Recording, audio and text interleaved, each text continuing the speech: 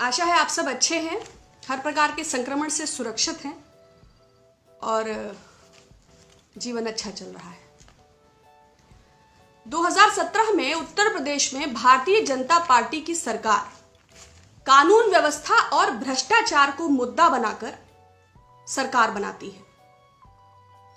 लेकिन अब लगभग 3 वर्ष बीत जाने के बाद भी, जबकि श्रीमान योगी आदित्यनाथ उत्तर प्रदेश को मुख्यमंत्री के तौर पर प्राप्त हुए और प्रदेश ये आशा कर रहा था कि दया, करुणा और संवेदना के एक माहौल का निर्माण होगा, लेकिन न केवल क्षेत्रफल या भूभाग के लिहाज से उत्तर प्रदेश देश में सबसे बड़ा सूबा है, बल्कि एनसीआरबी के सारे डेटा और सभी आंकड़ों को भी उत्तर प्रदेश ने टॉप किया है। बात डकैती की हो, हत्या की हो, लूटपाट की हो, अपहरण की हो, बकैती की हो, छिनैती की हो, पूरे देश में उत्तर प्रदेश जो है वो निरुत्तर प्रदेश है। भ्रष्टाचार की बात हो तो चाहे वो पशुपालन विभाग का नया मसला हो, चाहे 59,000 शिक्षकों की भर्ती हो, चाहे वो पर्सनल प्रोटेक्शन इक्विपमेंट्स की किट्स की खरीदनी में धांधली हो, कार्यवाही तो होती है, लेकिन सामाजिक कार्यकर्ताओं पर, राजनैतिक कार्यकर्ताओं पर, मानवाधिकार कार्यकर्ताओं पर, पूर्व आईएएस पर, आधी रात को एसटीएफ उठा ले जाती है यूपीसीसी चेयरमैन माइनॉरिटी प्रकोष्ठ को, लेकिन दुर्दांत और दुस्साहसिक अपराधियों पर कार्यवाही नहीं होती। जिस तरह 60 मुकदमों का आरोपी आजन्म कारावास की सजा प्राप्त दुर्दांत अपराधी विकास दुबे फरार और 8 हमारे पुलिसकर्मी वीरगति को प्राप्त हुए, इससे स्पष्ट संदेश मिलता है कि जब मुख्यमंत्री जी पुलिस कर्मियों की सुरक्षा नहीं कर सके तो वो जनता की सुरक्षा किस आधार पर करेंगे? जनता क्या अपेक्षा करे? बात स्वास्थ्य की हो, ना जांचें होंगी, ना कोरोना पॉजिटिव निकलेगा, वो आगरा को वुहान बनाए या पूरे प्रदेश की जो भी स्थिति करे। तो जब पुलिस के साथ ऐसा व्यवहार होता है तो आम नागरिक किस आधार पर? युवा आधा दर्जन अनामिका निकलती हैं, मोनिका निकलती हैं, दीप्ति निकलती हैं, और बेसिक शिक्षा मंत्री जी ट्वीट पर ही, मतलब अजीबोगरीब है प्रदेश की स्थिति। तो 23 करोड़ जनता की ओर से माननीय मुख्यमंत्री उत्तर प्रदेश श्रीमान योगी आदित्यनाथ से स्पष्ट विनम्र अनुरोध है कि इससे ज्यादा सत्ता, शासन और प्रशासन की अक्षमता का और क्या प्रमाण चाहिए? कृपया आप नैतिकता के आधार पर पद मुक्त हो जाएं। दूसरा, मैंने एक वीडियो अपलोड किया था 2 दिन पहले जब प्रधानमंत्री जी ने लेह की यात्रा की। 1 मिनट का मात्र वीडियो था और उसमें मैंने सिर्फ यही क्वेश्चन किया था कि क्या डैमेज कंट्रोल है, पीआर एक्सरसाइज है, क्योंकि प्रश्न तो अनुत्तरित हैं। भारी मात्रा में मुझे नेगेटिव ईमेल्स मिले और बहुत लोगों ने कहा कि you are highly negative, you are toxic, you are poisonous, you are venomous, you don't love your nation, you don't care, you are anti this, anti that. So for those like I have few answers. देखिए, ये सरकार, वर्तमान सरकार से यदि भविष्य से संबंधित प्रश्न कीजिए तो भूतकाल के उत्तर प्राप्त होते हैं। अतः मैं भविष्य की अस्पष्टता और संशय पर बात न करते हुए माननीय मोदी जी की अपीजमेंट पॉलिसी पर बात करना चाहूंगी। 5-6 बिंदु है मेरे पास, आशा है आप संतुष्ट हो सकेंगे, क्योंकि किसी को हर्ट करने का मेरा कोई इरादा नहीं था। 2014 मई माननीय मोदी जी की सरकार बनती है, संसद का पांव छूकर वो उसमें एंट्री करते हैं, भले ही वो बाद में उसकी मर्यादाओं को तार कर दें और उस लोकतंत्र का जरा सम्मान न करें, क्योंकि लोकतंत्र में जवाबदेही उसका आधार है। और माननीय प्रधानमंत्री जी ने तो आज तक एक भी प्रेस कॉन्फ्रेंस नहीं किया। सितंबर 2014 में चीनी शी जिनपिंग जी आते हैं, 12 पैक्ट्स होते हैं, 20 बिलियन इन्वेस्टमेंट होता है और मीडिया इसको बहुत हाई प्रोफाइल इवेंट के तौर पर प्रोजेक्ट करता है। हालांकि माननीय प्रधानमंत्री जी के शपथ ग्रहण को भी बहुत जबरदस्त प्रोजेक्ट किया गया था, लेकिन ये उससे भी ज्यादा। लेकिन उसके फौरन बाद चुमार वैली में इंट्रूजन होता है। द हिंदू ने इस पर बहुत डिटेल्ड रिपोर्ट किया है। उसके बाद ये सब इंडिया चाइना स्टैंड ऑफ को हम थोड़ा बैक में ले जाके आपसे डिस्कस करना चाह रहे हैं। जो सवाल आए हैं उन्हीं को आधार बनाते हुए 2015 में मोदी जी अपीजमेंट पॉलिसी क्या है। देखिए चाइना का पॉइंट ऑफ व्यू हमेशा से क्लियर है, उनका अग्रेशन है और वो एक मिस्चीवियस और अनप्रेडिक्टेबल नेशन है। ये पूरी दुनिया को पता है कि उसका रवैया क्या है। बट अपीजमेंट पॉलिसी के अंतर्गत प्रधानमंत्री जी बीजिंग विजिट करते हैं 2015। चाइनीज नेशनल्स को इंडिया ऑन अराइवल पर ई वीजा के लिए अनाउंसमेंट होता है, ये भी उनको खुश करने की एक कोशिश है। इसके अलावा कंट्री ऑफ कंसर्न की लिस्ट से उसे हटाने की बात होती है। अब ये क्यों खुश किया जा रहा है? 14.9 बिलियन का जो व्यापार था उसको बढ़ा के 39 पॉइंट समथिंग तक कैसे लाया जा रहा है, ये मोदी जी की पॉलिसी है। उसके बाद फौरन 2016 में पठानकोट एयरबेस पर जब जैश ए मोहम्मद मसूद अजहर को इंडिया टेररिस्ट डिक्लेयर कराना चाहती है, तो अपनी सिक्योरिटी काउंसिल की परमानेंट मेंबरशिप के चलते वीटो ब्लॉक का इस्तेमाल करके चाइना भारत के मंसूबे को नाकाम करता है। उसकी पॉलिसी बिल्कुल क्लियर है। पुनः मोदी जी उसको प्रसन्न करने की श्रृंखला में इंटरनली ऑफिशियल्स को एक ऑर्डर होता है कि stay away from Dalai Lama. वो तिब्बत को लेके थोड़ा डिप्लोमेसी की कोशिश होती है, मगर उसका नजरिया बिल्कुल क्लियर है। कंट्री ऑफ कंसर्न की लिस्ट में उसे दोबारा लाने पर भी, इस पर भी द डिप्लोमेट और फाइनेंशियल एक्सप्रेस काफी लंबा लिखा है। 2017 डोकलाम स्टैंड ऑफ, ये 73 दिन का सबसे लंबा स्टैंड ऑफ था। भूटान प्लेटू, डोकलाम प्लेटू भूटान की टेरिटरी है। भूटान इंडिया का फ्रेंड है। सड़क बनाने से जो चीज शुरू हुई, फिर इंडिया ने इंटरफेरेंस किया, फिर वो डिसएंगेजमेंट की बात होती है।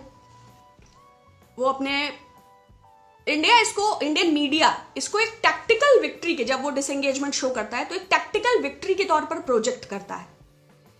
यहां पर हम मोदी का मास्टर स्ट्रोक को सेलिब्रेट कर रहे होते हैं, वहां चाइनीज मिलिट्री स्ट्रक्चर्स परमानेंट हो चुके हैं। देश के अंदर जो एक फर्जी राष्ट्रवाद और देश की सीमाओं पर सरहद की सुरक्षा में माननीय प्रधानमंत्री जी पूर्णतया असफल रहे, यह सत्य है। आप लोग कमेंट्स में कुछ भी लिखें, लेकिन आप अगर थोड़ा सा भी इसको गौर से देखेंगे तो आप ये पाएंगे कि जो ये दिन भर पीआर मशीनरी चीखती और चिल्लाती है, जो 200 घटनास्थल से 230 किलोमीटर दूर नीमों की यात्रा को विक्ट्री के तौर पर प्रेजेंट करती है, बल्कि जी टीवी तो इससे भी आगे है।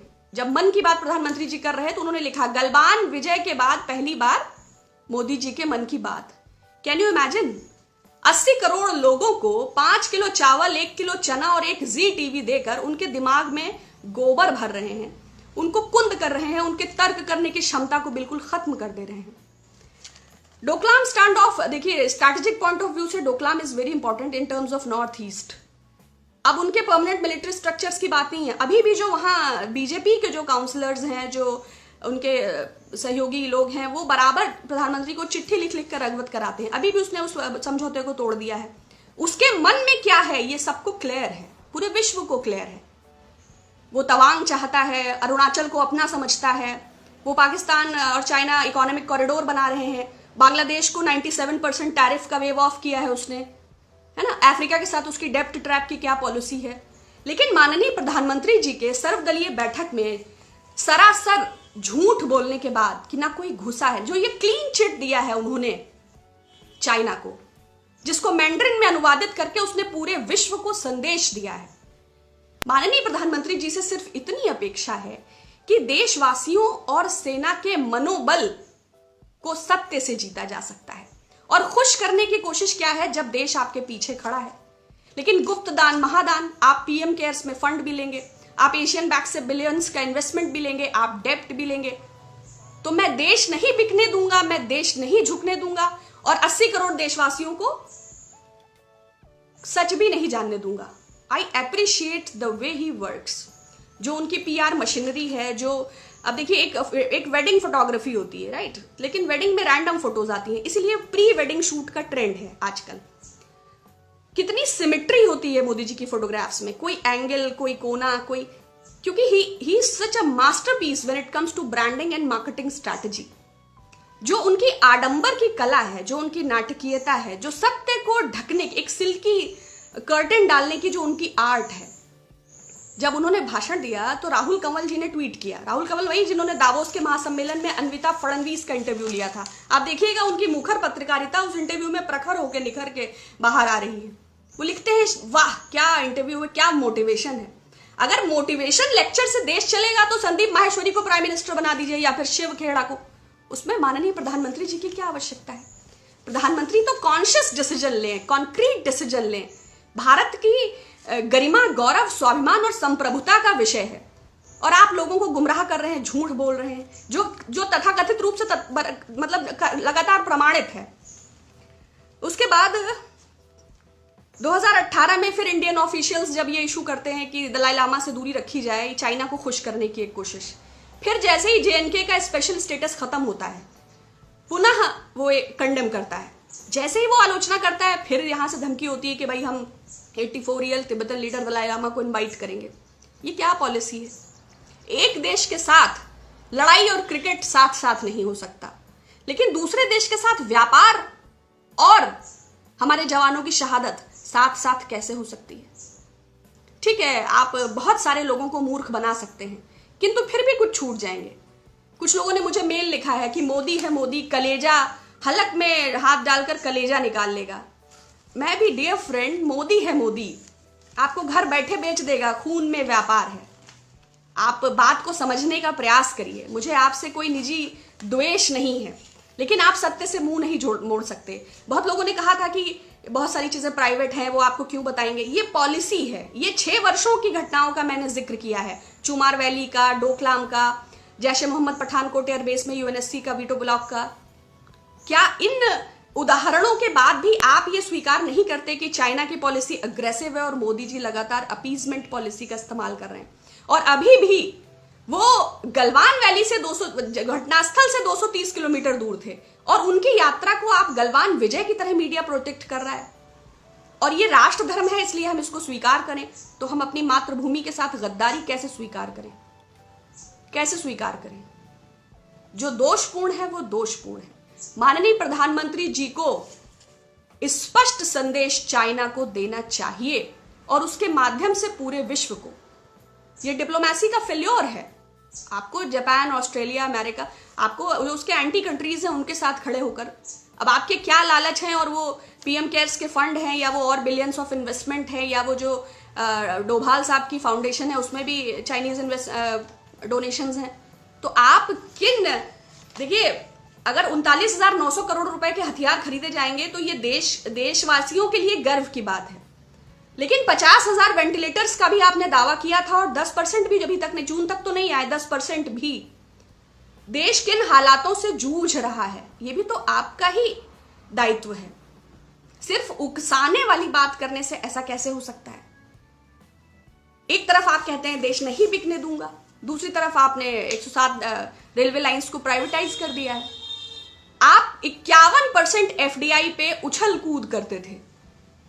आज रेलवे इंफ्रास्ट्रक्चर के 14 प्रोडक्ट्स में 100% एफडीआई हो चुका है और आपके प्रवक्ता, आपके नेता, आपके अभिनेता, आपकी मशीनरी, आपकी इलेक्ट्रॉनिक मीडिया, आपके माउथ पीसेस, आपकी प्रिंट मीडिया आपको जस्टिफाई कर रही है। क्या ये 125 करोड़ देशवासियों के साथ गद्दारी नहीं है, धोखा नहीं है? और फर्जी राष्ट्रवाद का सर्टिफिकेट आप मुझे दे रहे हैं, किस आधार पर? भाई, आपने 52 वर्ष अपने कार्यालय पर झंडा नहीं फहराया, आपने कभी राष्ट्रीय प्रतीकों और ध्वजों का सम्मान नहीं किया, आप स्वतंत्रता आंदोलन में कहीं भी नहीं थे। इतिहास आपका कालिमा से प्रेरित है और आज आप ये बता रहे हैं कि एंटी इंडिया प्रोपेगेंडा क्या है। तो दैट्स रियली शेमफुल। और बस मैं यही कहना चाहती हूं कि नेगेटिव लिखने के पहले एक बार जरूर सोचें प्लीज, क्योंकि मैंने बहुत लोग लिखते हैं मैम आप यूट्यूब पर पोस्ट करिए, आप इस पर पोस्ट करिए। देखिए, मुझे टिकटॉकर या यूट्यूबर नहीं बनना है। मेरा उद्देश्य एकदम स्पष्ट है, एक विमर्श को बनाए रखना, क्योंकि ये मेरा नैतिक दायित्व है कि जो मुझे सही नहीं लगता, जो ओपिनियन मुझे कन्विंस नहीं करता, वो जबरदस्ती मुझ पर इम्पोज या इम्प्लीमेंट नहीं किया जा सकता और ये मेरा अधिकार भी है। तो उस विमर्श को जिंदा रखने के लिए आप विरोधाभास वाले लोगों का भी स्वागत है, अगर वो अब्यूसिव नहीं है तो। चलिए, बहुत धन्यवाद, पुनः आपसे बात होगी। Thank you.